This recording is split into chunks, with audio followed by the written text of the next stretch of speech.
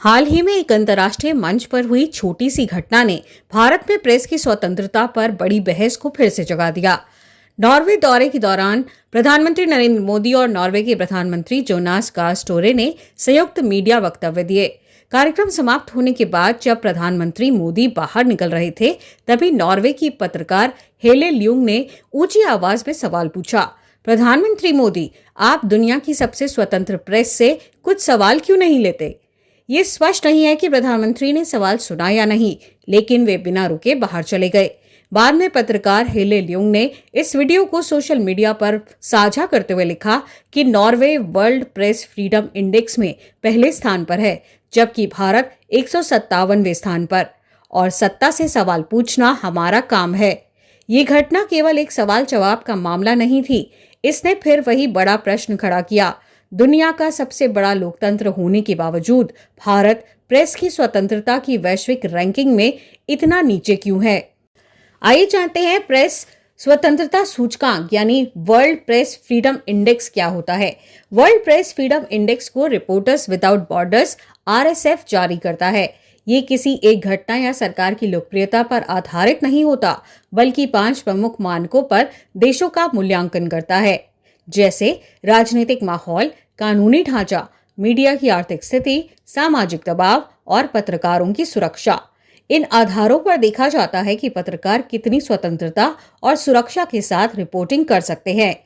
2026 की सूचकांक में भारत 180 देशों में 157वें स्थान पर रहा, जबकि नॉर्वे लगातार शीर्ष स्थान पर बना हुआ है। भारत की रैंकिंग कम होने के पीछे कौन कौन से कारण हैं, इस पर नजर डालना भी बेहद जरूरी है। ये मुद्दा राजनीतिक बहस का विषय है। सरकार समर्थक मानते हैं कि अंतर्राष्ट्रीय सूचकांक भारत की जटिल और विविध मीडिया व्यवस्था को पूरी तरह नहीं समझते, जबकि आलोचक इसे लोकतांत्रिक संस्थाओं पर बढ़ते दबाव का संकेत मानते हैं।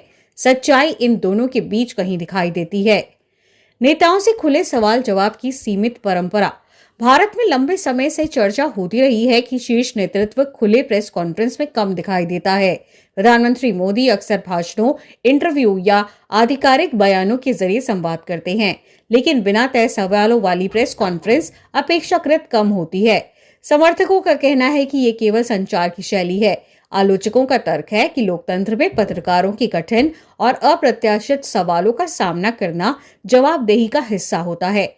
नॉर्वे की घटना इसलिए चर्चा में आई क्योंकि उसने इसी पुराने सवाल को फिर से सामने ला दिया।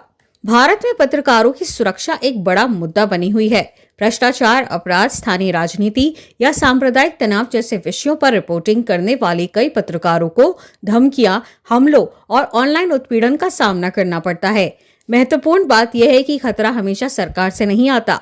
कई बार राजनीतिक समूह, आपराधिक नेटवर्क या सोशल मीडिया पर चलने वाले संगठित अभियान भी दबाव बनाते हैं, लेकिन परिणाम एक जैसा होता है, डर और आत्म सेंसरशिप।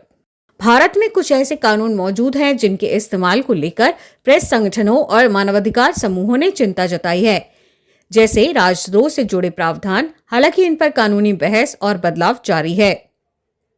UAPA जैसे सुरक्षा कानून, आपराधिक मानहानि कानून और राष्ट्रीय सुरक्षा और सार्वजनिक व्यवस्था से जुड़े प्रावधान।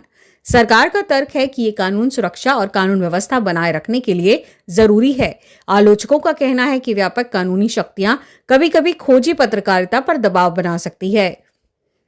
प्रेस की स्वतंत्रता केवल सेंसरशिप से नहीं जुड़ी होती, बल्कि आर्थिक दबाव भी बड़ा कारण बन सकता है।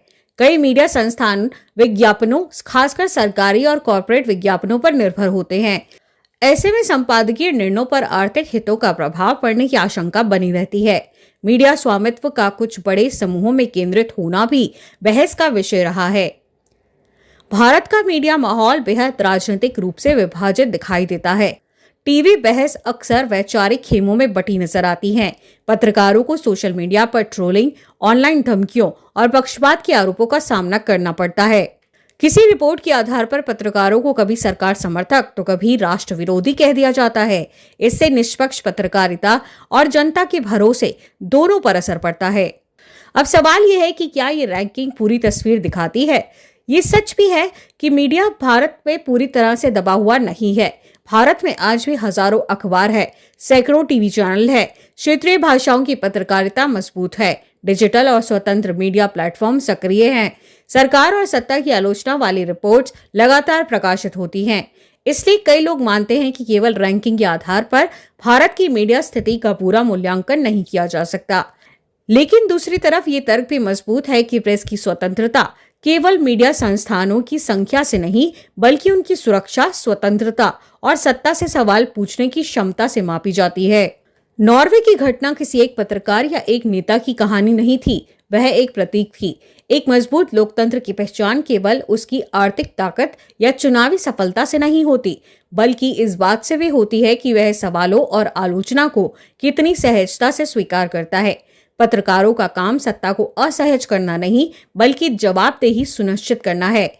इसलिए भारत में प्रेस स्वतंत्रता की बहस केवल रैंकिंग या राजनीति तक सीमित नहीं है। असली सवाल ये है, क्या दुनिया का सबसे बड़ा लोकतंत्र राष्ट्रीय आत्मविश्वास और संस्थागत पारदर्शिता दोनों को साथ लेकर चल सकता है?